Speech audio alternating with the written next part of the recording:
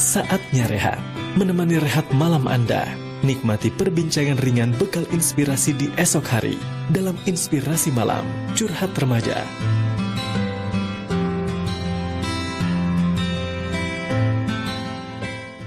Alhamdulillahirrabbilalamin.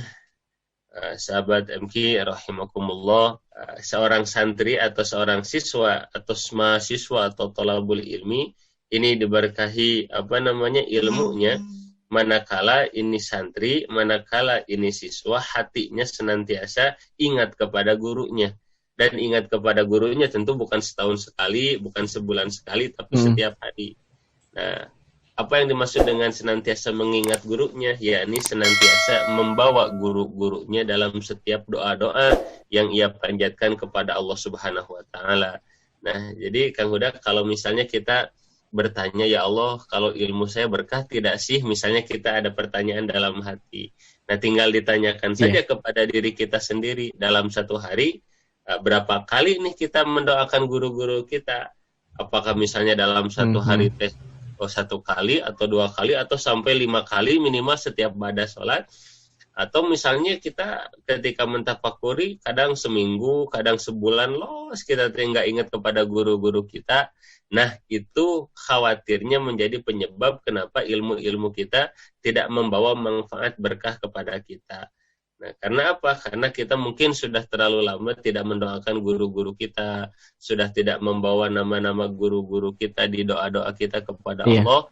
Nah, inilah Kang Huda di antara asbab yang mungkin akan menyebab terhalangnya datangnya berkah dari berbagai macam ilmu yang kita pelajari, yang kita cari. Insya Allah di kesempatan kali ini Kang Huda kita akan sedikit berbincang khususnya dengan sahabat MK sekalian mengenai adab-adab yang harus kita perhatikan khususnya kepada guru-guru kita. Agar apa? Agar ilmu yang kita cari, agar ilmu yang kita pelajari sedikit atau banyaknya ini mutlak berada dalam berkah Allah Subhanahu wa Ta'ala.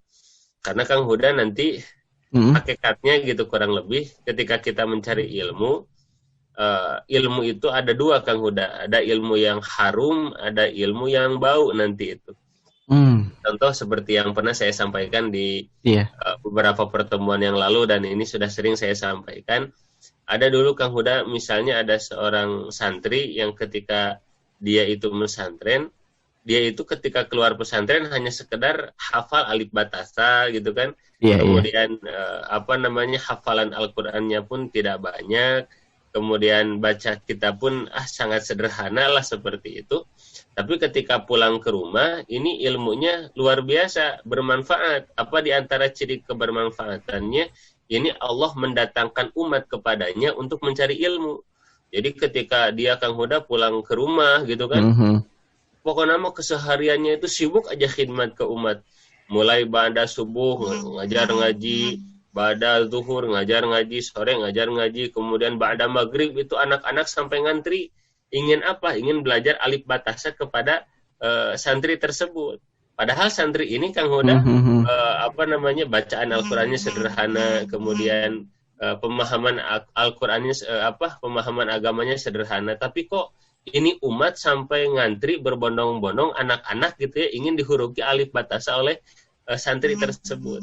Nah, katanya ini boleh jadi asbabnya itu ilmu alif batasa yang ada di dalam dada santri tersebut harum baunya sehingga ketika dicium oleh umat datang untuk ngaji kepadanya. Dan ada sebaliknya Kang Huda, ada santri yang memang ilmunya tinggi gitu kan, dari mulai 12 kan dipelajari gitu kan, hafal hatam kitab-kitabnya, wah pokoknya nama istilah Sunda mah ditamul lah seperti itu Kang Hudanya. Dan hafalan Qur'annya juga banyak, tilawahnya banyak.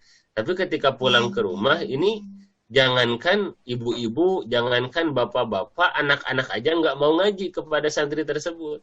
Nah ini kenapa kok sampai dihalangi ini umat, sampai umat tuh nggak mau datang buat ngaji kepadanya. Nah mungkin diantara asbabnya ilmu yang ada di dalam dadanya itu bau gitu.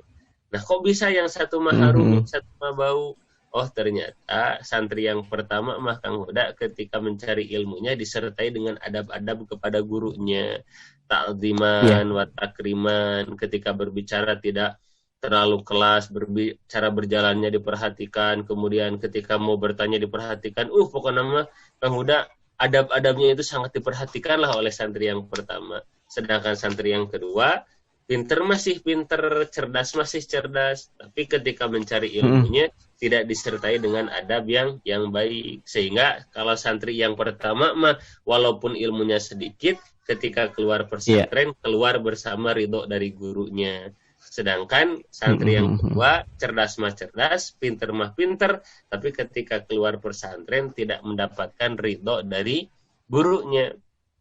Nah inilah Kang Huda salah satu hikmah dan makna dalam sebuah keterangan kan ada ridho Allah fi ridhol walidi gitu ya, ridhonya Allah. Iya betul. Ada pada ridhonya orang tua Kang Huda ya.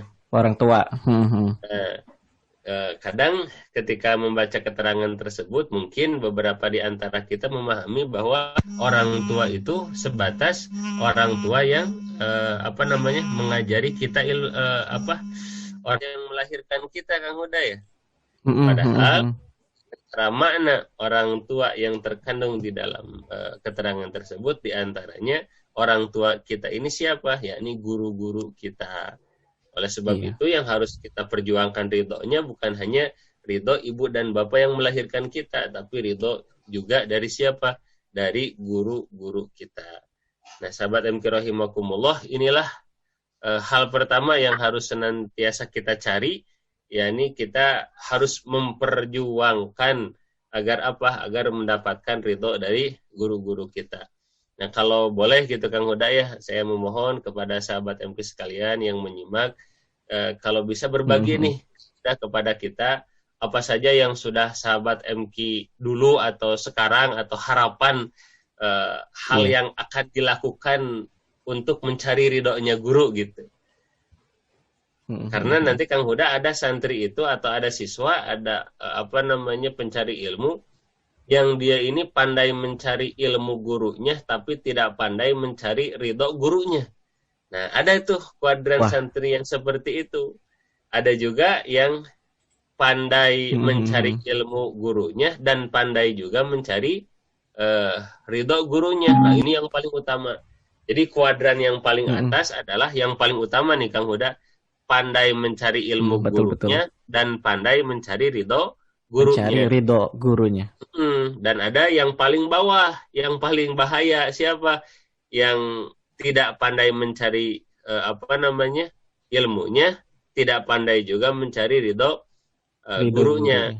Nah, jadi nanti ada terbagi 4 Kang Huda. Yang pertama pandai nyari ilmu gurunya dan pandai nyari ridho gurunya. Yang kedua tidak pandai mencari ilmu gurunya tapi pandai mencari ridho gurunya. Ada yang ketiga pandai mencari ilmu gurunya tapi tidak pandai mencari ridho gurunya. Dan yang keempat, tidak pandai mencari ilmu gurunya dan tidak pandai mencari ridho gurunya. Nah, secara sepintas lah Kang Huda. Ada yang pertama, ini teh sudah mah pinter, adabnya bagus. Nah, ini yang paling utama Kang Huda. Betul, gitu. Ustaz. Jadi ketika belajar teh, gitu kan semangat luar biasa.